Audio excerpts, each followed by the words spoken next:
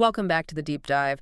Usually, when we talk about keeping a massive, sprawling city alive, there's this expectation of physical connection. Right, like an anatomy textbook. You have Mhm. arteries, veins, tangible infrastructure. Exactly. Roads, railways, rivers, they function as the circulatory system of modern civilization.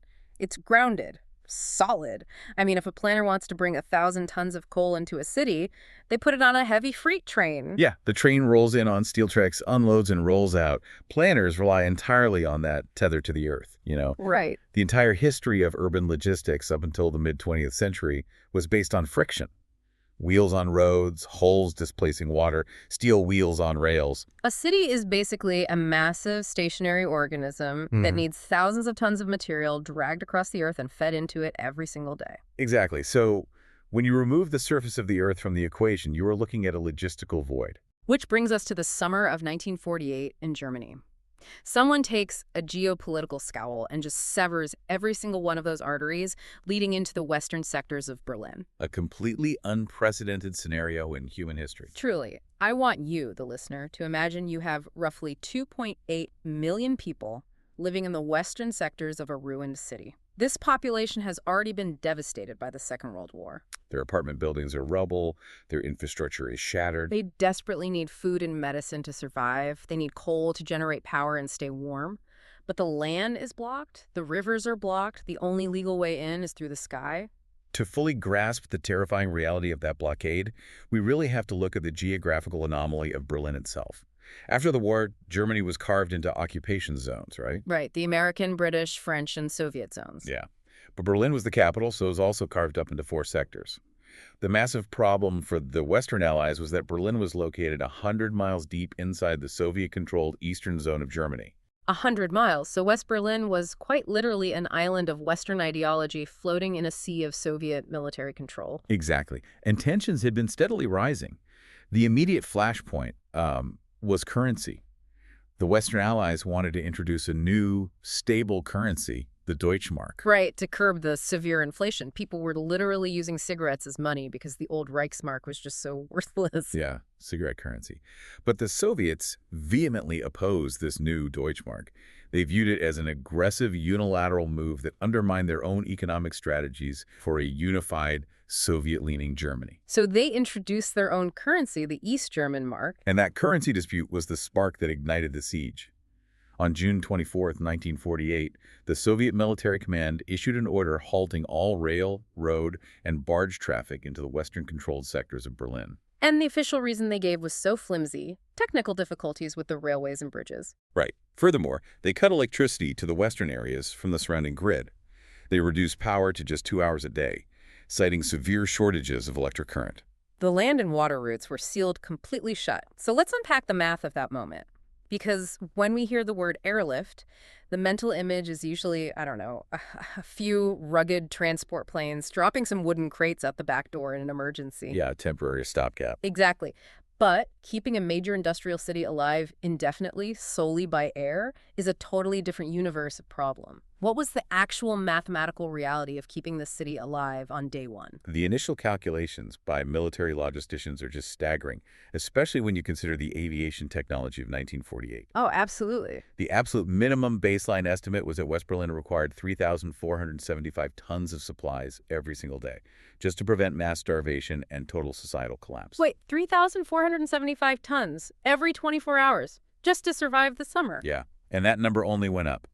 Eventually, as the operation evolved and the seasons changed, the daily requirement jumped to 5,620 tons. Wow. And we need to break down the composition of that tonnage to really understand the physical challenge. That included 1,435 tons of food and an overwhelming 3,084 tons of coal. Let's pause on the coal for a second. Over 3,000 tons of coal alone. Logistically, coal is a nightmare. It's heavy, it's dirty, it's bulky. And it generates a highly abrasive dust. Right, you don't put coal in an airplane. Airplanes in 1948 were elite machines designed for paratroopers, high-value cargo, or mail. They were not flying dump trucks. Not at all. Airframes were not designed to carry loose, heavy rocks that shift during flight. If a load of coal shifts backward during takeoff, the center of gravity moves, the nose pitches up, the aircraft stalls, and it crashes. But the requirement was non-negotiable. Without coal, the bakeries couldn't bake bread, hospitals couldn't run generators. The water pumps would fail. So in June 1948, U.S. General Lucius D. Clay and the British military leadership initiated what the Americans dubbed Operation Vittles. And the British called it Operation Plain Fare. So the initial response is what I call the ad hoc phase. On June 26, the Americans scrambled and launched just 32 C-47 transport planes from bases in West Germany. Right. They lifted off for Berlin, hauling a combined total of just 80 tons of cargo. Milk, flour, medicine. 80 tons, measured against a daily requirement of nearly 3,500 tons. It's like trying to fill an Olympic swimming pool using a leaky teacup. In that first week, they were only averaging 90 tons a day. And you have to remember, the political leadership initially operated under the assumption that this blockade might only last a few weeks. They were desperately hoping the airlift would just buy them some time at the negotiating table in Moscow. Which makes sense. Yeah. A sustained airlift of this magnitude defied the known laws of logistics at the time. Totally. In fact, Assistant Secretary of the Air Force Cornelius V. Whitney formally advised the National Security Council in mid-July that the air staff was convinced the operation was doomed. Doomed. The mathematical models simply did not work with the available equipment, the turnaround times, and the physical constraints of the airspace. Let's talk about that airspace, because the physical geography of the sky over Germany was a massive bottleneck. They couldn't just fly in a straight line from anywhere in the west to Berlin, right? Right.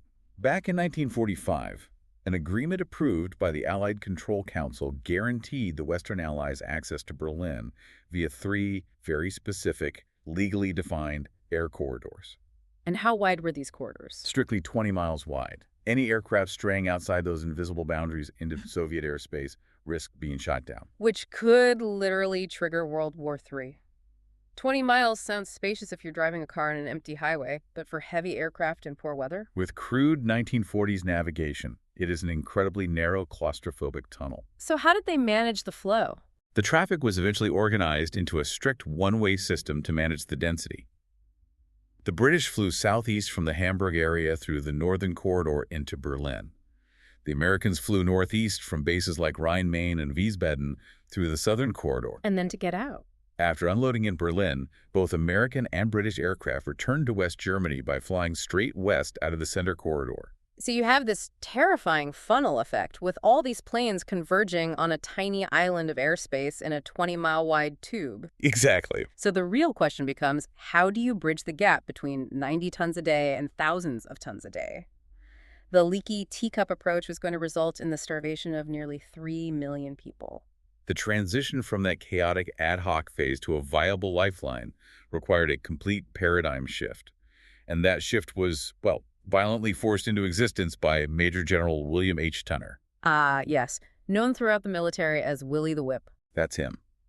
Tunner was brought in by the end of July 1948 to take absolute command of the newly formed Combined Airlift Task Force. And his resume made him uniquely qualified for this impossible task. He commanded the India-China Division of the Air Transport Command during World War II, right? The same as hump airlift over the Himalayas? Yes, he basically wrote the manual on flying incredibly heavy, dangerous cargo over hostile terrain and atrocious weather. Tunner did not possess that romantic view of aviation that a lot of fighter pilots had. He didn't see airplanes as majestic eagles of the sky. No, he viewed them as interchangeable mechanical units of moving cargo. His ultimate vision was a system that operated with the relentless, unemotional precision of an industrial conveyor belt. But old habits in aviation die hard. Pilots were used to autonomy. To implement his draconian vision, the existing system had to fail catastrophically first, just to prove it was unworkable. Which brings us to one of the most cinematic and terrifying logistical disasters of the entire operation. August 13th, 1948. Black Friday. Black Friday. A perfect storm where a flawed operational model met terrible meteorological reality. Let's paint the picture of what happened over the skies of Berlin that day. Tunner decides he's going to fly into the city to personally present an award to the pilot who had flown the most missions. It was meant to be a great public relations moment, a morale booster for the exhausted crews. But the weather over Berlin is just atrocious. Heavy rain showers, low visibility, and the cloud cover drops all the way down to the height of the apartment building surrounding Tempelhof Airport. And in 1948, the standard air traffic control procedure for bad weather was a concept called stacking. Stacking. Explain how that works. When visibility dropped and planes couldn't land immediately, the control tower would order incoming aircraft to circle a specific radio beacon at designated altitudes.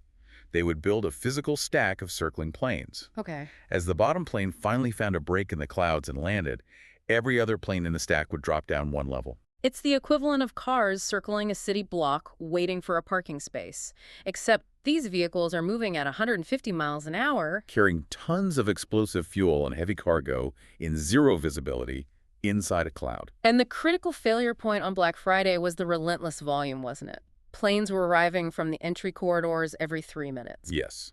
The conveyor belt was feeding planes into the airspace, but the unloading mechanism, the runway, was jammed by the weather. So the stack over Tempelhof begins to build and build. Soon you have dozens of heavy transport planes circling in a terrifying spiral from 3,000 feet all the way up to 12,000 feet. And the radar systems of the era were rudimentary. The risk of a catastrophic mid-air collision in those dark clouds was escalating by the second. And the dominoes start falling on the ground. A C-54 transport plane finally breaks out of the clouds, comes in to land at Tempelhof, misjudges the wet runway, crashes, and catches fire. So the primary runway is now partially blocked by burning wreckage. The very next C-54 coming down the chute breaks through the clouds, sees the fire on the runway ahead of it, slams on the brakes to avoid a collision, and violently bursts its tires. Now you have a second massive crippled aircraft blocking the concrete. The chaos just cascades. A third transport comes in through the blinding rain, gets completely disoriented in the poor visibility, and accidentally touches down on a secondary runway that is actively under construction. Right, the aircraft hits the unfinished surface, ground loops, which means it violently spins completely out of control and wrecks. And what's happening on the ramps? The airplanes that successfully landed earlier and unloaded their coal are sitting on the tarmac, begging the control tower for permission to take off and go home. But the Tempelhof Tower controllers are absolutely terrified of launching departing aircraft up into this blind, swirling hornet's nest of Stapp's airplanes circling overhead. So they deny all takeoff clearances. The ground is totally deadlocked. The sky is packed with dozens of circling planes burning precious fuel, burning wreckages on the runway, and the control tower is undergoing a collective nervous breakdown trying to manage all this on primitive radios. And circling right in the middle of this swirling vortex of aluminum rain and panic is the architect of the operation himself, Major General William H. Tunner. He's sitting in his own aircraft, trapped in his own stack, listening to the entire command and control structure melt down over the radio. He had to be furious. All the historical accounts note his profound embarrassment, the guy in charge trapped in a flying traffic jam of his own making. But that embarrassment was the necessary catalyst that ultimately saved West Berlin. Exactly. In that moment of utter chaos, Tunner realized a fundamental law of megalogistics. The traditional rules of aviation, which rely on pilot autonomy, visual confirmation, and holding patterns, are actively deadly when scaled up to this magnitude. The system couldn't just be tweaked. It had to be destroyed and rebuilt. Tunner grabs his radio microphone and literally takes command of the entire theater from the sky. He orders the Tempelhof control tower to send every single airplane in the stack, every single one except his own, immediately back to their home bases in West Germany. He clears the sky by aborting the mission for the day. It was an incredibly bold and costly decision. He willingly sacrificed an entire day's worth of life-saving tonnage. But it allowed him to wipe the slate clean. Black Friday served as the absolute turning point of the airlift. It proved beyond a shadow of a doubt that a loose, traditional system was mathematically unsustainable. So from that afternoon onward, Tunner completely rewrote the rule book of air traffic control, implementing a system of draconian rigidity. How exactly did he change the rules of the sky to guarantee a disaster like Black Friday could never happen again? He instituted a series of non-negotiable policies that basically stripped pilots of their autonomy and turned them into biological cogs in a mechanical factory line. The first major change was making instrument flight rules, or IFR, mandatory at all times for every single flight. Wait, mandatory IFR? Even if it was a bright, sunny, cloudless August afternoon and they could see for 50 miles? Regardless of the actual meteorological conditions outside the windshield, every pilot had to fly strictly by their instruments, maintaining exact headings, altitudes, and speeds dictated by air traffic control. So no more visual flying, no more cutting corners because you could see the runway. Exactly. No more ad-libbing the approach. Everyone flies the exact same mathematical profile every single time. It built muscle memory and predictable flow. That brings us to what I think is the most mind-blowing, almost cruel detail in this entire logistical masterpiece, the one chance rule. Yes. This specific rule is where Tunner's genius for flow dynamics really shines. He completely and permanently eliminated the concept of the holding stack. Let me make sure the sheer brutality of this rule is clear. A pilot takes off from West Germany. They fly for over an hour down the narrow 20-mile-wide corridor. They navigate treacherous weather. They break through the clouds, line up with the runway at Tempelhof, and they are seconds away from touching down. Right. But suddenly, a massive crosswind hits them. Or a patch of ground fog rolls over the threshold, or they realize they are coming in just a little too high and fast. In normal aviation, that pilot simply applies full throttle, pulls up, circles around the airport, and tries the landing again. But under Tunner's new regime, that was absolutely forbidden. If a pilot missed their approach for any reason, they could not pull up and circle back. So what did they do? The one-chance rule dictated that they had to apply power, fly straight over the runway, enter the exit corridor, fly all the way back to their home base in West Germany, land with their 10 tons of coal still fully loaded, and get put at the very back of the line to start the entire exhaustive process over again. The psychological toll of that on an exhausted pilot is immense. Imagine fighting the controls for an hour, missing the runway by 50 feet, and being ordered to take the life-saving coal all the way home. It seems horribly inefficient to waste an entire round trip. It is deeply inefficient for that specific individual airplane. But Tunner wasn't managing airplanes, He was managing the continuous, unbroken flow of a macro system. Ah, right. If he allowed even one plane to circle back, it would immediately disrupt the precise spacing of the airplane directly behind it. That plane would have to slow down or circle, which would impact the plane behind it, sending a cascading ripple of delay all the way back down the 100-mile corridor. Wow. So by forcing the missed approach to go home, Tunner sacrificed the individual cargo to guarantee that the larger conveyor belt never stopped moving forward. The ultimate sacrifice of individual success for collective efficiency. And the core mechanism that allowed this conveyor belt to function was a complex three-dimensional timetable they called the ladder system. The ladder system. The initial framework was developed by General Joseph Smith, but Tunner refined it into a weapon of mass logistics. Yeah, they had to pack a staggering number of massive airplanes into those narrow corridors without them colliding in the clouds. I'm picturing the geometry of this. They are pushing planes into a tube. How do you choreograph that density safely without modern collision avoidance systems? They created a rigid block system based on time and altitude. Planes were scheduled to take off from their bases at incredibly precise intervals. Tunner eventually tightened this cadence down to an aircraft lifting off every 3 minutes. A heavy transport plane thundering down the runway every 180 seconds, relentlessly. When you pack them into the corridor safely, they separate them vertically. The first plane of a block would take off and climb to a cruising altitude of, let's say, 4,000 feet. Okay. Exactly 3 minutes later, the next plane takes off, enters the corridor, and cruises at 4,500 feet. The third plane takes off 3 minutes later and flies at 5,000 feet, then 5,500 feet, then 6,000 feet. They're building a physical staircase in the sky, stacking them like rungs on a ladder, physically separated by 500 vertical feet and 3 minutes of horizontal flying time. Precisely. Once you reach the fifth plane at the 6,000-foot rung, the pattern resets. The sixth plane takes off and is assigned the 4,000-foot altitude. But by the time that sixth plane reaches the corridor at 4,000 feet, the very first plane that flew at that altitude is already 15 minutes ahead of it, miles down the path toward Berlin. This is a high-speed, three-dimensional factory assembly line. But instead of cars moving along a steel track on a factory floor, the conveyor belt is invisible. It's constructed out of radio beacons, altimeters, and strict discipline, moving at nearly 200 miles per hour, suspended thousands of feet above the earth, often entirely engulfed in solid, blinding clouds. That invisible geometry was incredibly effective. By completely eliminating the holding stacks and creating these streamlined, straight-in, one-chance approaches, the operations officers discovered a massive leap in efficiency. How massive? Well, in the exact same amount of time it used to take to slowly unstack, maneuver, and land 9 aircraft under the old rules, they can now confidently and safely land 30 aircraft. 30 heavy transports instead of 9. That is an exponential leap. That's bringing in roughly 300 tons in the exact same time window that used to yield 90 tons. Tunner really forged a mechanical rhythm out of the chaos of Black Friday. But a master schedule in the sky is completely useless if the physical machines executing the schedule are flawed, or if the infrastructure absorbing those machines begins to disintegrate. That transition from the sky to the ground exposes a whole new layer of logistical nightmares.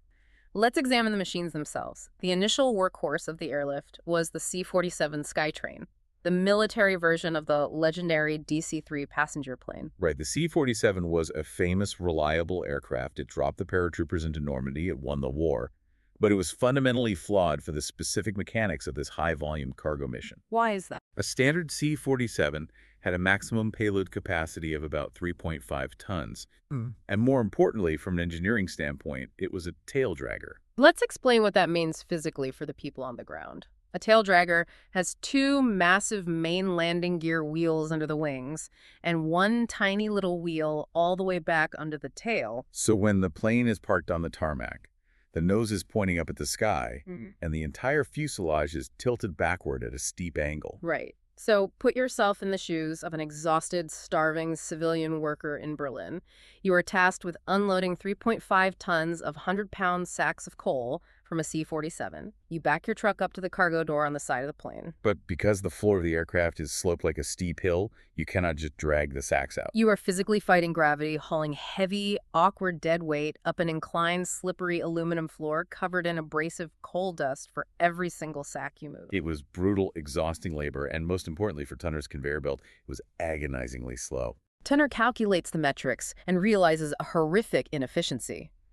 It takes nearly as much time and human energy to unload a small 3.5-ton C-47 as it does to unload a significantly larger aircraft, purely because of that sloping floor geometry. The time spent fighting gravity was time the plane wasn't flying. So what was the engineering solution? The solution was an aggressive fleet upgrade to the C-54 Skymaster. Tunner fought massive bureaucratic battles to phase out the C-47s entirely, demanding they be replaced with these larger four-engine transports. And the C-54 was a beast. It could carry 10 tons of cargo, nearly 3 times the payload of the C-47. But its greatest logistical asset wasn't its size. It was its landing gear configuration. The C-54 featured tricycle landing gear. It had a wheel under the nose. Which fundamentally changed the physics of unloading. Yes. When a C-54 parked on the tarmac, the cargo deck sat perfectly level, parallel with the ground.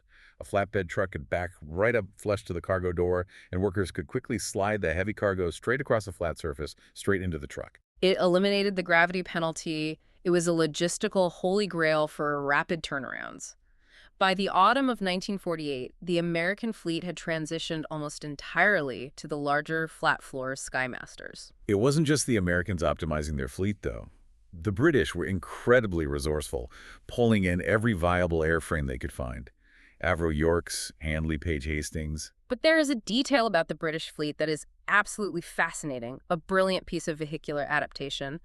The deployment of the short Sunderland flying boats. Ah, yes, the flying boats. Berlin is a landlocked city. It's surrounded by forests and lakes, but it's hundreds of miles from the ocean. Yet the British begin flying these massive 4-engine maritime patrol flying boats designed to hunt submarines in the Atlantic into the city, landing them directly on the waters of the Havel River right next to Gatow Airfield. Right. Why on earth would you use an amphibious boat plane for an urban airlift? It is a perfect example of matching the specific material properties of a vehicle to the chemical properties of a cargo. You see, the British were responsible for transporting massive quantities of salt and baking powder into Berlin to ensure the bakeries could produce bread. The problem is that salt is incredibly aggressively corrosive to aircraft aluminum. Highly corrosive. If you load tons of loose salt in burlap sacks into a standard land-based transport plane, the salt dust inevitably permeates the cabin. It settles into the floorboards. And then it just eats through the metal. Yeah, it begins to chemically eat through the control cables, the pulleys, the electrical wiring, and the structural framing of the fuselage.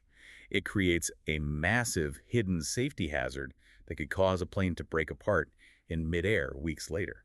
But the short Sunderland flying boats were entirely different machines. Because they were designed to take off and land in the ocean, their lower hulls were specifically treated with anti-corrosion compounds. And their structures were built to be highly resistant to salt water. Furthermore, the critical flight control cables in a flying boat were routed along the upper ceiling of the aircraft far above the cargo deck to keep them away from splashing seawater. So they were safely isolated from any salt dust spilling on the floor. Exactly.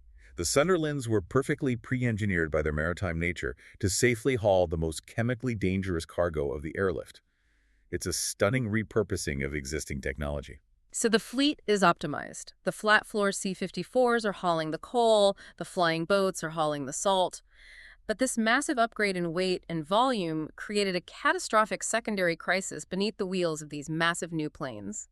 The runways in Berlin were rapidly disintegrating. You take a pre-war facility like Tempelhof, which was designed for occasional light passenger traffic, and suddenly you were subjecting it to the violent impact of a 30,000-pound aircraft slamming onto the tarmac every 3 minutes, 24 hours a day, in all weather conditions. The concrete and grass surfaces simply pulverized under the relentless kinetic energy. The military engineers deployed an initial stopgap measure using something called Marston mat. Right, Marston mat. It's a type of pierced steel planking.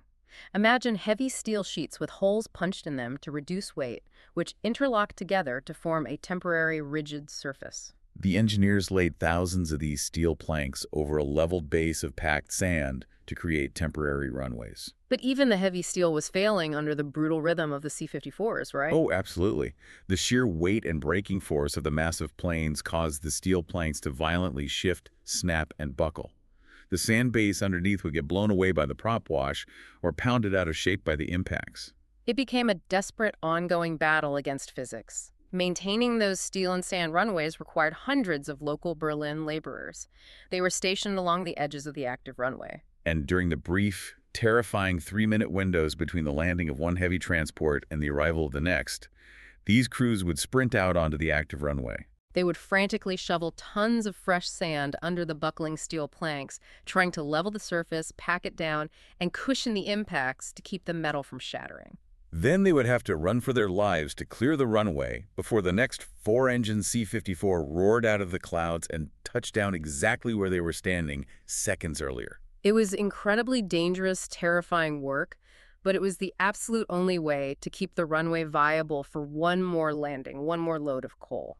The planners knew that temporary steel mats over sand would become a lethal swamp once the winter snow and freezing rain arrived. They needed permanent, heavy-duty asphalt and concrete runways capable of sustaining continuous heavy bomber traffic. They poured new surfaces at Tempelhof and Gatow, but the math still showed a deficit. The existing airports simply did not have the physical footprint to handle the required tonnage. They desperately needed an entirely new, massive airport. Which sets the stage for one of the most superhuman civil engineering feats of the 20th century. The French occupation sector in northern Berlin did not have a major airfield. So the French military engineers stepped forward and committed to building a massive new aviation facility from scratch on the shores of Lake Tegel. The timeline they executed is almost impossible to comprehend. They surveyed the land, cleared the area, and built this massive new airport, which would eventually become Berlin Tegel Airport, in under 90 days. 90 days to build an international airport under a blockade. The French engineers managed thousands of German civilian construction crews who worked in relentless day and night shifts. But they faced a massive logistical hurdle. Because of the Soviet blockade sealing off the roads and rails, the engineers couldn't just load massive bulldozers, road graders, and rock crushers onto a freight train and roll them into the construction site. Right. The initial foundation of the Tegel runway was built largely by hand, using shovels, wheelbarrows, and sheer human endurance. But manual labor has its limits. Eventually, to pave a heavy bomber runway, you absolutely require massive heavy machinery. You need steamrollers to compact the earth. You need heavy graders to level the asphalt. And a steamroller weighs tens of thousands of pounds and is physically far too massive to fit through the cargo door of a C-54 Skymaster. So how did they actually get the heavy construction equipment into the Tegel site? This is where the logistical ingenuity reaches its absolute peak. The Americans diverted 5 massive C-82 packet transport planes to the theater. The C-82 was a twin-boom aircraft with huge rear-opening clamshell doors designed to carry large vehicles. But even the cavernous C-82 could not fit a fully assembled, heavy-duty road grader or a massive rock crusher. So they resorted to extreme measures. They literally broke out the heavy-duty blowtorches. Yes, they did. In the staging bases in West Germany, teams of heavy mechanics took these massive pieces of construction equipment and began systematically dismantling them. Where bolts and pins could be removed, they took them apart. And where they couldn't. Where the machines were welded together, The massive steel I-beam frames, the heavy structural chassis, they literally fired up acetylene cutting torches and sliced the heavy steel frames into pieces just small enough to physically slide inside the C-82 cargo base. That is wild. They flew the chopped up pieces of bulldozers over the Soviet blockade, landed them in Berlin, unloaded the heavy steel chunks, and then teams of expert welders put the jigsaw puzzle back together. They welded the massive steel frames back into functional machines right there in the dirt at Lake Tegel. It was a monumental effort of destruction and resurrection. And beyond the immense practical value of completing the airfield, this act of flying in severed bulldozers served a profound psychological and geopolitical purpose. Oh, definitely. It was a clear, unmistakable demonstration to the Soviet high command that their ground blockade was utterly impotent. The Allies signaled that if they needed heavy machinery to break the siege, they would simply fly it in from the sky in pieces and rebuild it. It completely demoralized the architects of the blockade. We have conquered the sky with Tunner's rigid ladder system. We have upgraded the fleet to the flat-floor C-54s. We have built massive new runways by blow-torching heavy machinery. But anyone who studies supply chains knows that the ultimate fatal bottleneck of any logistics network is never the road or the vehicle, it is the loading dock. Right.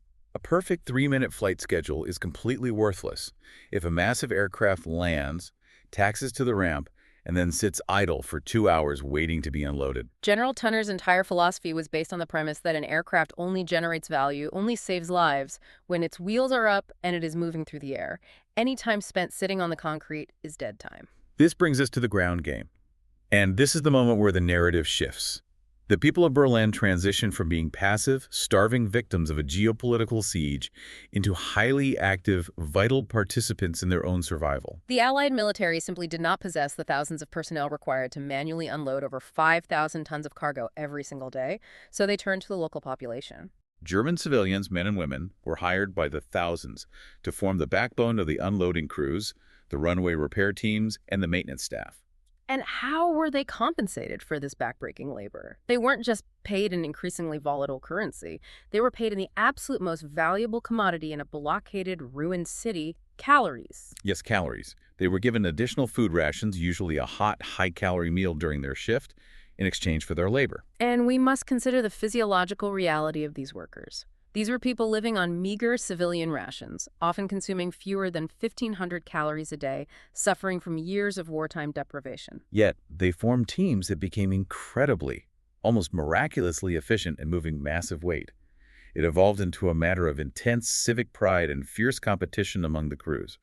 The turnaround records documented in the operational logs are difficult to believe. The speed is jaw-dropping. Let's remember the scale. A single C-54 Skymaster holds 10 tons of cargo, 20,000 pounds, often packaged in heavy, awkward 100-pound burlap sacks of coal. A highly motivated, standard German civilian crew managed to swarm a newly arrived C-54 and manually unload the entire 10-ton shipment in exactly 10 minutes. 1 ton of heavy material moved by hand every 60 seconds. But the drive for efficiency pushed them even further. Later in the airlift, a 12-man German crew at Tempelhof completely shattered that record. The plane parked, the doors opened, and they unloaded 20,000 pounds of coal into waiting trucks in an astonishing 5 minutes and 45 seconds. That level of explosive physical exertion, sustained coordination, and raw teamwork is almost superhuman when you factor in their baseline nutritional state. They were quite literally carrying the survival of their city on their own shoulders. However, while the civilian unloading crews were operating at peak efficiency, Tunner, during one of his meticulous inspections, identified a secondary, infuriating bottleneck on the ground. Oh, what was that? It wasn't the cargo moving too slowly, it was the flight crews. So Tunner is observing the ramp at Tempelhof. A C-54 lands, taxis in, and shuts down its engines. The German civilian crews immediately swarm the back of the aircraft and start throwing sacks of coal into trucks at record speed. But Tunner looks up at the cockpit, and it's empty. Where are the pilot and the co-pilot? Well, they were doing exactly what any normal, exhausted human being would do after spending hours flying a high-stress, dangerous instrument approach through terrible weather. Right, they were shutting down the engines, climbing down the crew ladder, and walking across the massive expanse of the concrete tarmac to the main terminal building. They needed a cup of coffee, a hot meal, they needed to use the restroom, and crucially, they had to go to the dispatch office to receive their updated weather briefings and their return flight clearance paperwork. But walking takes an enormous amount of time. Walking across a huge airfield to a terminal, chatting with the weather officer, waiting for a cup of coffee, and walking all the way back to the plane. The German crews have the plane completely empty and ready to fly in under 10 minutes, but that multi-million-dollar aircraft is sitting dead on the tarmac for an hour, simply waiting for the pilot to finish his coffee and walk back. To Tunner, this was an unforgivable hemorrhage of time. So he instituted a rule that seems incredibly harsh on the surface. He issued a blanket ban prohibiting all air crews from leaving the physical vicinity of their aircraft while on the ground in Berlin, for any reason whatsoever. Wow, you land, you park, you stay strapped in your seat. But these pilots are humans, not robots. They are exhausted, they are freezing, they genuinely need updated weather data to survive the flight back, and they need a moment to decompress. No. How do you solve their biological and administrative needs if you literally trap them inside the airplane? This is a prime example of Tunner's brilliant, pragmatic logistical hacking. If the pilots couldn't go to the terminal, Tunner decided to bring the terminal and the cafeteria directly to the pilots. He ordered the conversion of a fleet of military jeeps into highly efficient mobile snack bars and administrative hubs. Exactly. It is such a wonderfully pragmatic, distinctly American solution to a complex problem. The drive-through window comes to the airplane. He staffed these mobile snack bar jeeps with attractive, local German women. The moment a C-54 shut down its 4 engines on the ramp, a jeep would immediately speed across the tarmac and pull right up under the nose of the aircraft. Military operations officer would reach up with a pole and hand the pilots their updated weather briefings and return clearance slips directly through the open cockpit window. Simultaneously, the German women would hand up steaming cups of hot coffee, hot dogs, and snacks. There's an incredible quote from airlift pilot Gail Halverson about this exact dynamic. He said, "General Tunner put some beautiful German Fräuleins in that snack bar. They knew we couldn't date them, we had no time, so they were very friendly." It is a masterclass in psychological management. You keep the morale incredibly high, you give these exhausted men a warm smile, a hot meal, and a caffeine boost, but you physically do not allow them to step foot off the airplane. The results were immediate and massive.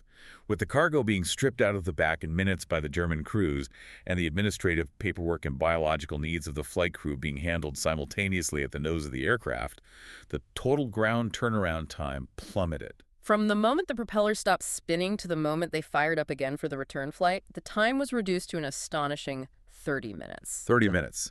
Land, taxi, park, manually unload 20,000 pounds of coal, refuel the aircraft, receive complex meteorological briefings, eat a hot dog, drink a coffee, start the engines, and taxi for takeoff. It is the equivalent of a modern Formula One pit stop, but executed on a 4-engine heavy bomber.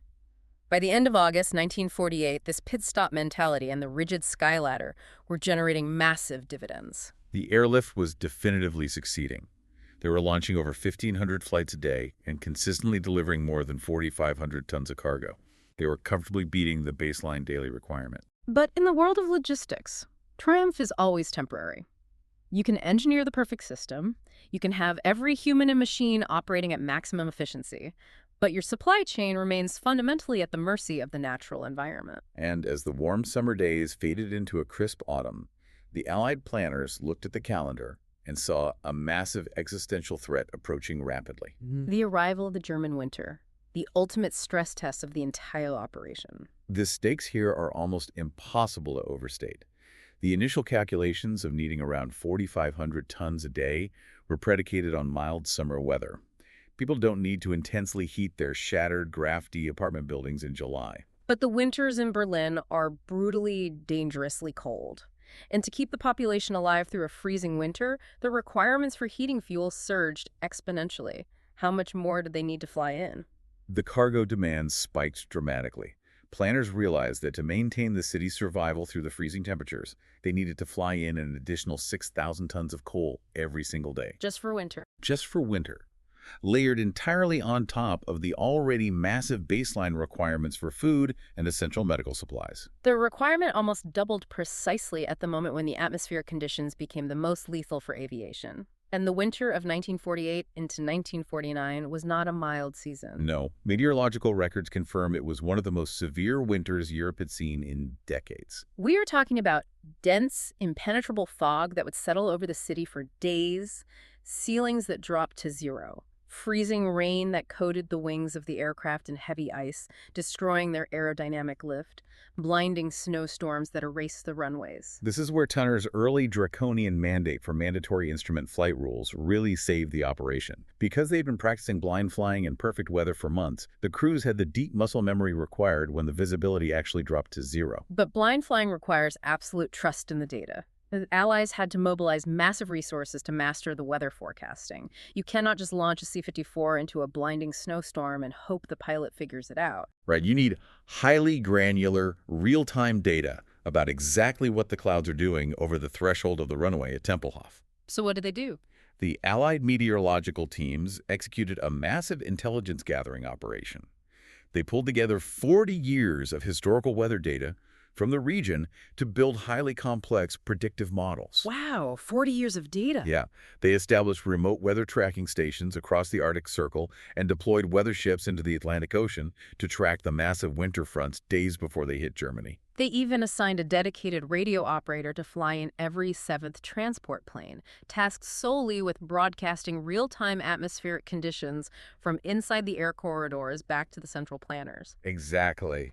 Hold on, I want to dig into the mechanics of this zero visibility flying. They are bringing a plane in every 3 minutes, and the pilot literally cannot see the nose of their own aircraft, let alone the runway. It's terrifying to think about. They didn't have modern digital screens with little airplane icons showing exact GPS coordinates and glide paths. What did the air traffic controllers on the ground actually see, and how did they guide the planes down? They relied on a technology called ground-controlled approach, or GCA radar.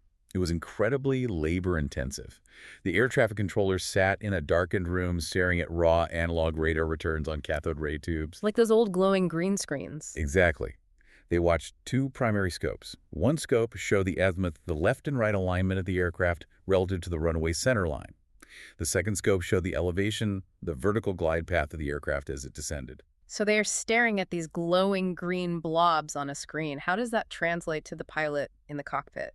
Through continuous, monotonous verbal commands.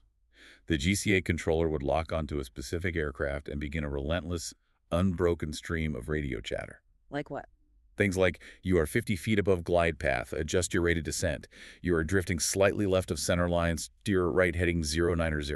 And the pilot just follows it blind. The pilot in the blind cockpit simply followed the verbal instructions implicitly, adjusting the controls based entirely on the voice in their headset, until they broke through the fog 100 feet above the concrete. To manage that intense, high-stress verbal ballet, they recruited heavily from the Army Airways and Air Communications Service. At the peak of the winter storms, they had 90 AACS officers manning the radar scopes, verbally talking heavy bombers down through the blinding snow, one by one, every 3 minutes, 24 hours a day. Through a combination of radar technology, pilot discipline, and sheer nerve, they survived the deepest, darkest months of the winter without the supply chain collapsing. That's incredible. It is. But General Tunner, whose mind was always focused on long-term systemic health, grew concerned as spring approached. By April of 1949, the system was actually working too well. Too well. He feared a dangerous complacency was settling over his crews. The sharp adrenaline of the early crisis had burned off, replaced by the exhausting, monotonous grind of endless flying. Tunner realized he needed to jolt the system. He needed to shatter the complacency and remind everyone of their immense capability. He devises what becomes the absolute climax of the entire Berlin Airlift, a massive display of logistical shock and awe known as the Easter Offensive. Tunner understood the deep psychology of competition and pride. He addressed his task force and declared that over the 24-hour period spanning Easter Sunday in April 1949, they were going to systematically break every single tonnage and flight record they had ever established. The objective was no longer just about supplying the daily needs of the city.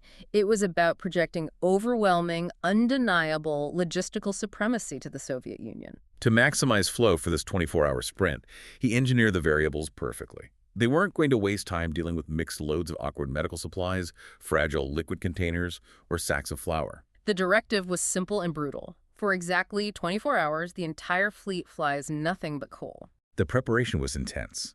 In the days leading up to the offensive, they secretly stockpiled mountains of coal directly adjacent to the runways at the staging bases in West Germany to minimize the distance the loading trucks had to drive. And the maintenance crews completely altered their overhaul schedules, working frantically to ensure that the absolute maximum number of C-54s were fully repaired, fueled, and sitting ready on the tarmac when the clock started. From noon on April 15 to noon on April 16, 1949, it was a sustained 24-hour maximum effort.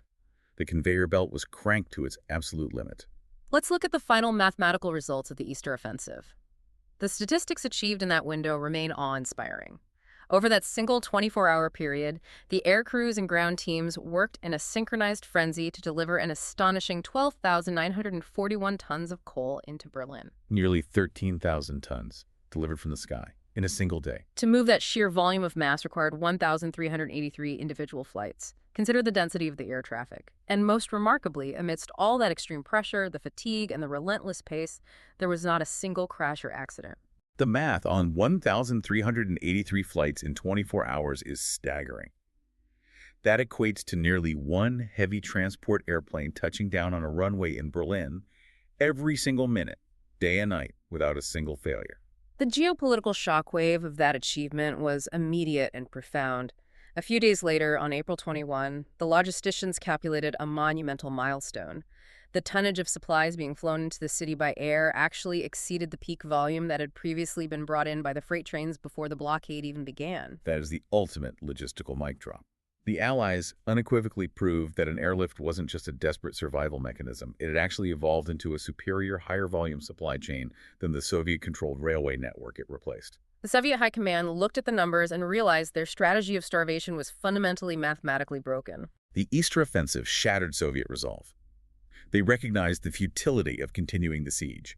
By April 25, the Soviet news agency TASS officially broadcasted that Moscow was open to negotiations to lift the blockade. Tunner's relentless machine of tons and timetables had decisively won the geopolitical standoff.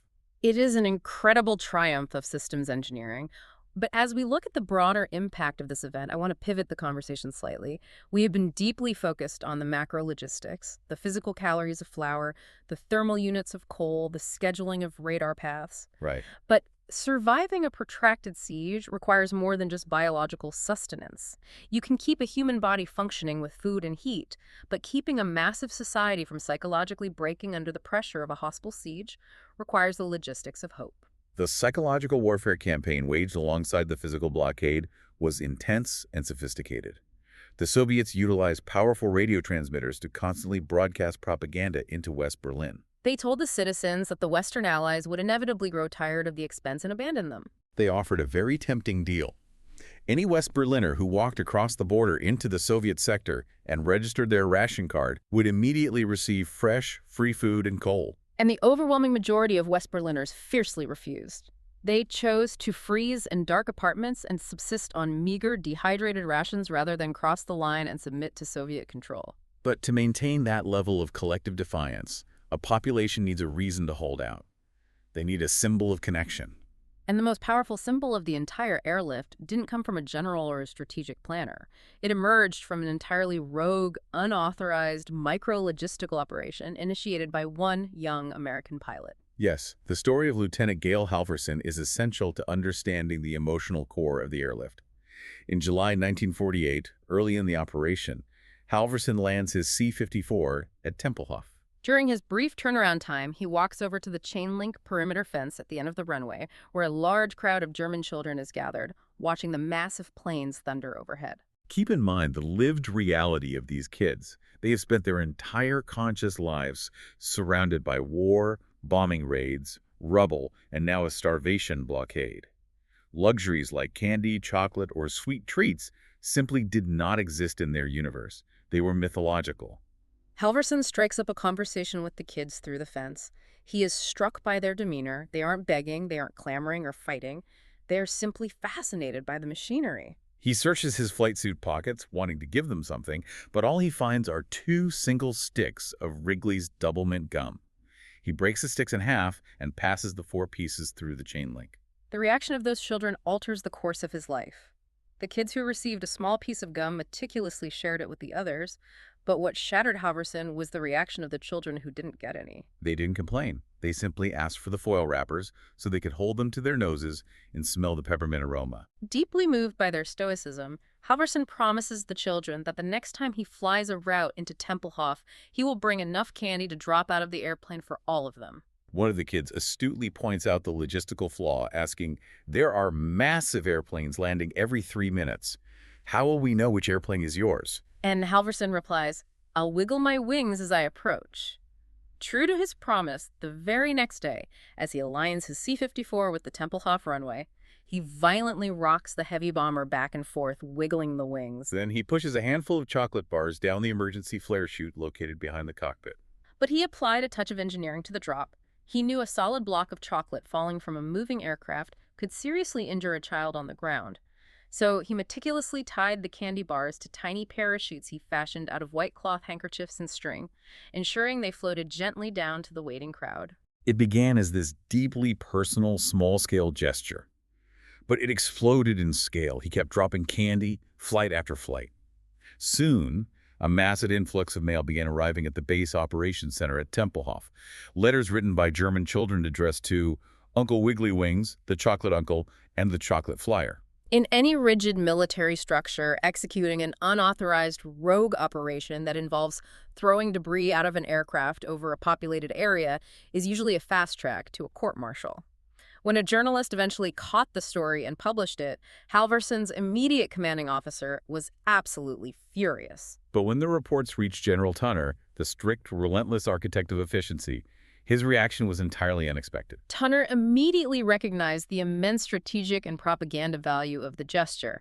Instead of punishing Halverson and shutting it down, he officially endorsed it. He integrated it into his master conveyor belt, formalizing the candy drops into an official logistical sub-operation brilliantly named Operation Little Vittles. Other pilots eagerly joined the effort. When the story broke in the United States, it sparked a massive civilian mobilization. School children across America began collecting candy and mass-producing little cloth parachutes, mailing them in crates to the air bases in Germany.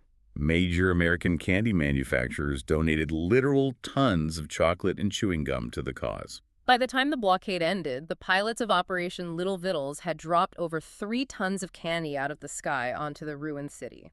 The German population christened the aircraft the Rosenenbomber, the Raisin Bombers or Candy Bombers. It was an overwhelming propaganda victory that totally bypassed adult politics, but more significantly, it forged an incredibly deep emotional bond between the occupied, defeated population and the Allied air crews. It serves as the ultimate triumph of soft power. However, the battle for the cultural soul of Berlin was being fought on multiple fronts.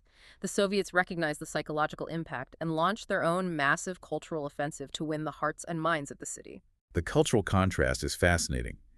In the late summer of 1948, the Soviet command brought in the world-famous Red Army Choir, the Alexandrov Ensemble. They staged these massive, sweeping, highly produced concerts in the grand public squares of the Soviet zone. It was an overwhelming display of Russian cultural grandeur and state-sponsored power. The British faced a difficult choice in how to counter that display. They didn't try to match the sheer volume with a massive military marching band. Instead, they took a beautifully understated, highly intellectual approach. They utilized precious cargo space on their airlift flights to bring in a specialized theater troupe of university students from Cambridge. These Cambridge students flew into blockaded West Berlin and staged an Elizabethan festival. They performed the subtle, complex humanities of William Shakespeare and the classical music of Henry Purcell for the German citizens. A prominent German magazine captured the essence of this contrast perfectly. They wrote that the shift from the massive Russian choir to the British theater troupe was like a lesson in international psychology. The Soviets projected the overwhelming, monolithic power of the state. The West projected the resilience of intellectual freedom, high culture, and the classic humanities, deliberately delivering art through a military blockade. It demonstrated to the citizens of Berlin that the West was deeply committed not just to the biological survival of their bodies with coal and flour, but to the preservation of their cultural and intellectual life as a society. The total logistical, psychological, and political pressure applied by the airlift eventually broke the siege. The official end of the Soviet blockade occurred at 1 minute after midnight on May 12, 1949. A British military convoy drove through the reopened checkpoints, and the first freight trains finally rolled back into the city from the west. But Tunner, ever the cynical logistician, did not immediately shut down the engines. You do not simply trust that a severed artery will remain open just because a piece of paper was signed. The massive flight operations continued unabated all the way until September 30, 1949. They used those extra months to build up a massive physical stockpile within the city, a Senate reserve of food, medicine, and coal. Insurance, just in case the Soviets decided to change their minds and close the roads again. When the final transport plane shut down its engines in September, the cumulative numbers generated by the operation were almost beyond human comprehension. The Allied air forces had successfully delivered an astonishing 2,334,374 tons of supplies exclusively by air. Over 2.3 million tons. And to move that mountain of material, the fleets of C-47s and C-54s flew a combined total of over 92 million miles. The sheer scale of 92 million miles is difficult to visualize. It is roughly the exact distance from the surface of the Earth to the Sun. And that distance was flown entirely back and forth inside those narrow 20-mile wide corridors over German airspace. At the absolute peak of the operation's efficiency, a heavy transport plane landed in West Berlin every 30 seconds. It stands as an enduring testament to human engineering, logistical brilliance, and sheer resilience. But it is crucial to ground those statistics in the human cost. While it was not an active combat operation involving enemy fire, it was an incredibly dangerous industrial endeavor. A total of 101 lives were lost over the course of the airlift. The casualties included 39 British personnel, 31 Americans, and numerous German civilians who died working on the dangerous ground operations or in crashes caused by the treacherous weather. The sacrifice of those individuals fundamentally changed the world. The systems forged in the fires of that crisis established the modern blueprint for global logistics. When we look at the invisible networks of the modern world, when you track an overnight package moving seamlessly across the globe, or when you observe how precisely modern supermarkets utilize just-in-time inventory systems to keep shelves stocked without massive warehouses, you are looking at the direct lineage of Tunner's rigid ladder system. The foundational principles for managing infinite moving variables under impossible pressure, minimizing ground turnaround time, and maximizing continuous flow were authored in the crowded skies over Berlin in 1948. It truly is the birthplace of modern megalogistics. It absolutely is. But before we conclude our analysis of these sources, I want to leave you, the listener, with a final provocative thought. Something to consider that subtly challenges the entire foundational premise of the heroic narrative we just explored. We have spent this time marveling at the superhuman effort required to break a total, hermetically sealed siege.